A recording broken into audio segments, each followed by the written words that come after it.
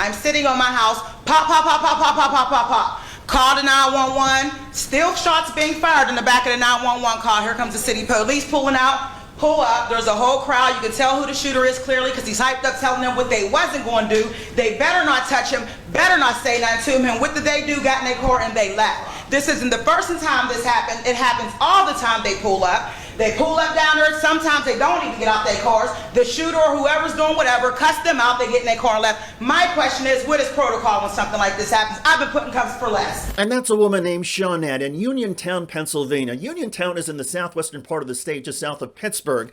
Shawnette was speaking at a city council meeting during the time allotted for members of the public to offer comments. She described an incident in an African-American part of town when police were called to the scene of a shooting. Shots had been fired. Police had been called through 911. The police arrived on the scene, sirens blaring. They got out, looked around, and she said they quickly got back in their vehicles and left without doing anything. And Shawnette said this stands in sharp contrast to too many times when African Americans who are not doing anything in Uniontown, who were pulled over by police, asked for ID, and searched.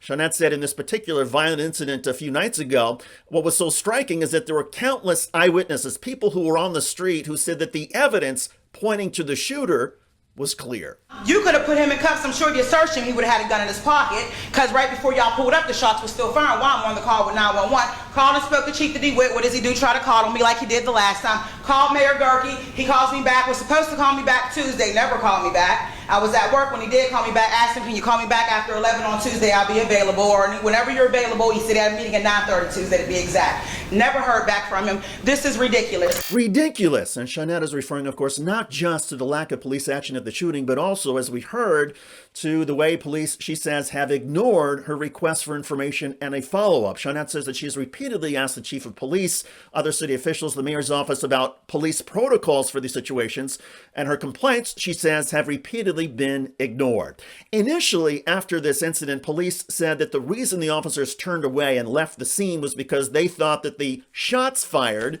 had actually been fireworks or a car backfiring.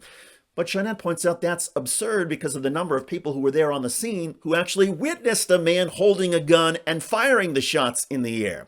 Shawnette says that the police excuses amount to covering up the racism that exists in the police department towards the African-American community, the calls to them from them to 911, and acts of violence. There's so many unsolved homicides in this town, and it don't make no sense. Shots fired all the time. Yes, there's a lot of shots being fired, like he said, that's not being reported, because what are we reporting them for when they're not doing nothing? Y'all's trying to find money to budget for the firemen. They're actually doing their job. Cut their salaries. They're not doing their job. It don't make no sense. People's houses can be hit by these stray bullets, and they're pulling up, like I said, not even getting out of their cars half the time, and they're getting cussed out, and they're pulling off. Once again, I've been in cuffs for less. I've been in cuffs for less. Cut their salaries, referring to the police.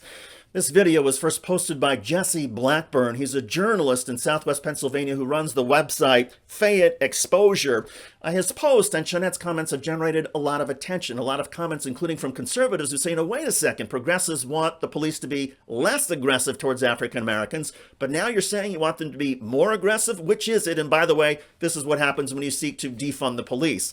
Well, defunding the police is actually an effort to try to get rid of the racism, to change the culture of the police, to change their priorities. And the fact of the matter is, it is racist when police engage in racially profiling people and then ask for IDs and harass people just because of the color of their skin.